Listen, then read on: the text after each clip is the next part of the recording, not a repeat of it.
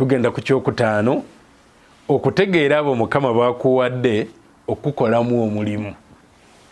Okutegeera abo Mukama bakuwadde okukolamu omulimu.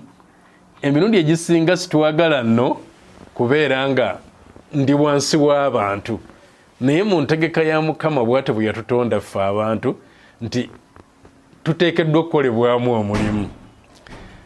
Ebisolo Katonda yabitonda nga byo, embuzi lwe bagizadde, ente lwe bagizadde, bwe bagizaalira ku ttale esobola okutambula n'eddeeka, era bw'ebeera yakazaalibwa esobola yo kennyini okugenda neyeenoonyeza ebbeere lya mama wayo n'eyonka.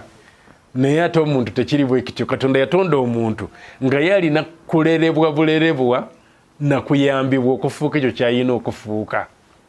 Omuntu azaalibwa nga tategeera, nga talina kyamanyi, ebyo byonna bimuyigirizibwa buyigirizibwa, wabeerawo abamukolamu omulimu ogw'okumufuula ekyo ky'alina okubeera. Kaakati Katonda alina abantu be yakuteerawo bakukolemu omulimu ofuuke ekyo ky'olina okufuuka. Nga bwe mulaba nti tuzaalibwa tetulaba, tuzaalibwa, manye nti eriyo abaana ennaku zino abazaalibwa nga batunula, naye tolowooza nti bw'aba atunudde nti amaaso ge gaba nga gasobola okutegeera nti kino kye kino. Naye ekiseera kigenda ne kituuka, oli n'alaba kyalabye n'abeera ng'akitegeera nti ono maama, ono taata. Nabano abantu mbalaba bulijjo, bano si balaba bulijjo.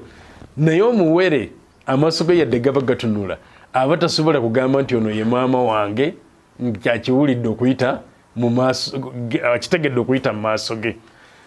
Okuggyako atuuka ekiseera era n'atandika okuwunyiriza n'amanya nti kakati ono ye maama.